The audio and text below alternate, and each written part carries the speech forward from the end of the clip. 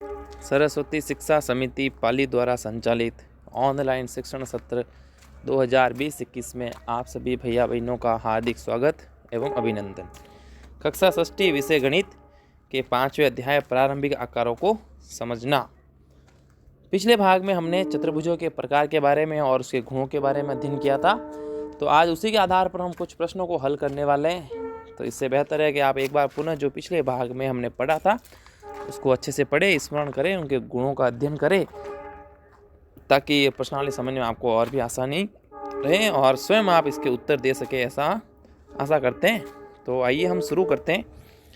प्रश्नावली 5.7 का पहला प्रश्न, सत्य और असत्य बताना है आपको। तो ये जो यहाँ पे इसके अंदर प्रश्न दे रखे हैं, 6 प्रश्न हैं पहले के अंदर। तो 6 प्रश्नों का सत्य असत्य में उत्तर देना है। तो इसका उत्तर आप तभी दे पाओगे जब पिछले भाग में जो हमने पढ़ा है उसका अध्ययन आपने किया है। तो इस प्रश्न को मैं हल नहीं करवाऊंगा, क्योंकि यहाँ पर साधारण सत्य असत्य पूछे हैं, तो आप पिछले भाग को देखते हुए इसको हल करेंगे। प्रश्न संख्या 2, निम्नलिखित के कारण दीजिए। वर्ग को एक विशेष प्रकार का आयत समझ सकते हैं क्या? यहाँ पे पूछा है, वर्ग को आयत समझ सकते हैं। वर्ग के अंदर चारों भुजाएं बराबर होती है और आयत के अंदर आमने सामने की भुजाएं बराबर होती है। इसकी तुलना करने पे आप पाएंगे कि वर्ग को तो आयत समझ सकते हैं, लेकिन आयत को वर्ग नहीं समझ सकते। दूसरा, आयत को विशेष प्रकार का समांतर चतुर्भुज समझ सकते हैं।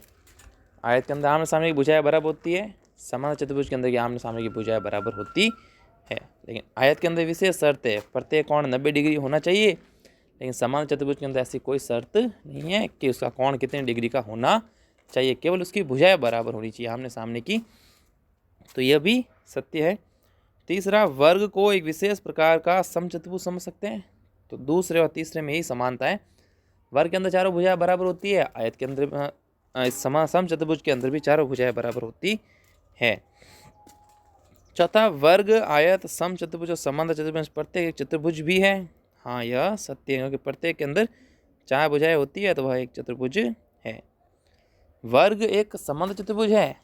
तो ये जो प्रश्न है इसको हम प्रश्न संख्या इसका दूसरे का पहले से संबंधित कर सकते हैं, क्योंकि वर्ग एक समांतर चतुर्भुज, वर्ग से तात्पर्य चारों भुजाएं बराबर, समांतर चतुर्भुज के अंदर आमने सामने की बराबर होती है, तो वर्ग को हम समांतर चतुर्भुज समझ सकते हैं। और इसका तीसरा प्रश्न है, एक समबहुभुज होता है यदि इसकी सभी भुजाएं बराबर हो और सभी कोण बराबर हो। हाँ, यह सत्य है। क्या आप एक समचतुर्भुज की पहचान कर सकते हैं? तो आपके सामने अगर कैसा भी चतुर्भुज आता है, अगर उसकी चारों भुजाएं समबहुभुज आता है, जैसे कि उसकी सभी भुजाएं 8 भुजाएं तो 8 की 8 बराबर हो, 9 भुजाएं 10 भुजाएं तो 10 की 10 भुजाएं बराबर हो, तो उसे हम समचतुर्भुज कहेंगे। और क्या आप एक समचतुर्भुज की पहचान कर सकते हैं?